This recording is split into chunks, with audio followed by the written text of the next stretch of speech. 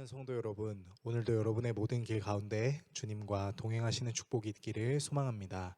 오늘 우리가 함께 묵상하실 하나님 말씀은 잠언 13장 14절에서 25절의 말씀입니다.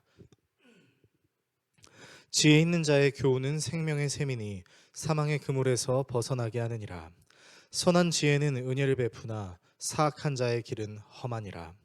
무릇 슬기로운 자는 지식으로 행하거니와 미련한 자는 자기의 미련한 것을 나타내느니라.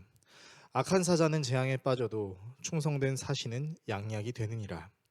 훈계를 저버리는 자에게는 궁핍과 수욕이 이르거니와 경계를 받는 자는 존영을 받느니라. 소원을 성취하면 마음에 달아도 미련한 자는 악에서 떠나기를 싫어하느니라. 지혜로운 자와 동행하면 지혜를 얻고 미련한 자와 사귀면 해를 받느니라. 재앙은 죄인을 따르고 선한 보응은 의인에게 이르느니라. 선인은 그 산업을 자자손손에게 끼쳐도 죄인의 재물은 의인을 위하여 쌓이느니라. 가난한 자는 밭을 경작함으로 양식이 많아지거니와 불의로 말미암아 가산을 탕진하는 자가 있느니라. 매를 아끼는 자는 그의 자식을 미워함이라. 자식을 사랑하는 자는 근실이 징계하느니라. 의인은 포식하여도 악인의 배는 줄이느니라. 아멘. 잠언 기자는 지혜 있는 사람의 가르침에 생명이 있다는 것, 그리고 지혜 있는 사람의 가르침을 따르는 사람에게 주어지는 보상에 대해 말하는데요. 먼저 지혜 있는 사람의 가르침은 생명의 샘이라고 합니다. 하나님의 말씀을 경외함으로 얻을 수 있는 지혜의 모든 결과가 생명이라는 것이죠. 그래서 하나님을 경외하는 지혜는 하나님이 베푸시는 은혜가 있지만 생명이신 하나님의 말씀을 따르지 않는 자에게는 죽음과 멸망의 길이 있습니다.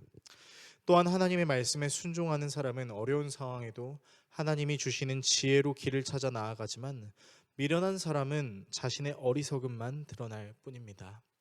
그래서 지혜 있는 자는 재앙에 묻히는 것이 아니라 재앙을 물리치는 일을 할 수 있습니다. 이어 잠언 기자는 지혜 있는 자의 보상에 대해 이야기하는데요. 오늘 본문은 단순히 하나님을 경외한다고 해서 많은 재산을 보유할 수 있다라고 이야기하지 않고 매우 현실적인 이야기를 합니다.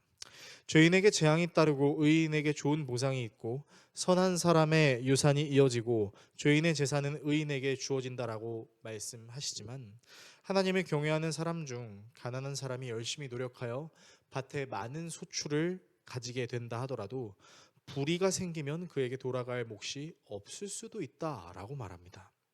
이 말을 다른 말로 표현하자면 노력해도 노력한 만큼 갖지 못하게 되는 불상사가 일어날 수 있다라는 점이죠. 하지만 본문 21절, 22절의 말씀처럼 하나님께서는 절대 죄인의 잘됨을 그냥 두지 않으시고 반드시 그 죄를 물게 만드신다는 것을 우리는 알 수 있습니다. 또한 잠언 기자는 자녀 교육에 있어서 매를 아끼지 말라라고 가르치는데요.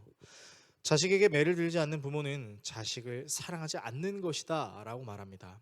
사실 하나님께서도 사랑하는 사람들의 죄를 그냥 두지 않으시고 때로 진노하셨던 것처럼 부모가 자녀에게 거룩한 진노를 발휘할 수 있어야 함을 오늘 본문은 이야기하고 있습니다.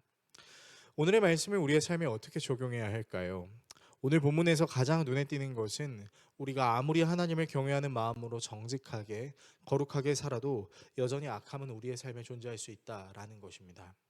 어쩌면 이런 말씀은 힘들고 어려운 세상 속에서 빛과 소금으로 살고 있는 그리스도인들에게 힘이 되지 않는 말씀처럼 느껴질 수도 있습니다.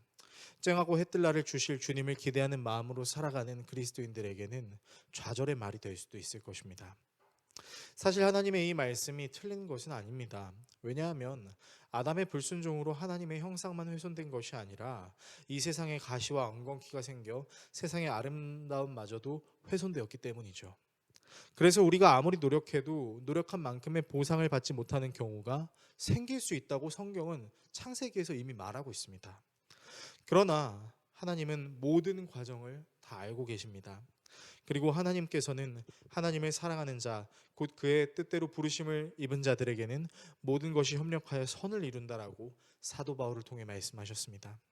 그래서 하나님을 경외하는 사람들은 모든 과정에 역사하시는 하나님을 신뢰합니다. 그리고 그 하나님을 신뢰함으로 때로는 불의 가운데서도 하나님께 실망하지 않고 하기 싫은 것이 있더라도 하나님을 경외함으로 실천합니다. 사랑하는 자녀에게 매를 들고 싶은 부모가 어디 있겠냐마는 하나님을 경외하는 자는 자신이 원하지 않는 것도 실천합니다. 그리고 그 실천은 더욱 아름다운 생명을 낳는 결과를 우리에게 주기도 하는 것이죠. 우리의 삶에 원치 않는 일, 싫어하는 일, 억울한 일이 생길 수도 있지만 하나님의 섭리는 결코 우리를 버리지도 죽이지도 내팽개치시지도 않습니다. 반드시 합력하여 선을 이루십니다. 이 하나님을 신뢰함으로, 이 하나님이 주시는 생명을 의지함으로 모든 상황 속에서 하나님의 섭리를 신뢰할 수 있는 우리 모두가 될 수 있기를 예수 그리스도의 이름으로 축원합니다. 기도하겠습니다. 우리를 사랑하시는 하나님, 하나님은 반드시 생명을 주시는 분이신 줄로 믿습니다. 내 삶에 억울한 일, 불의한 일들이 일어난다 할지라도 모든 것을 합력하여 선을 이루시는 주님을 신뢰함으로 내가 원치 않아도 하나님의 섭리를 신뢰하며 하기 싫어도 하나님의 말씀에 순종하는 우리 모두가 되게 하여 주십시오. 예수 그리스도의 이름으로 기도합니다. 아멘.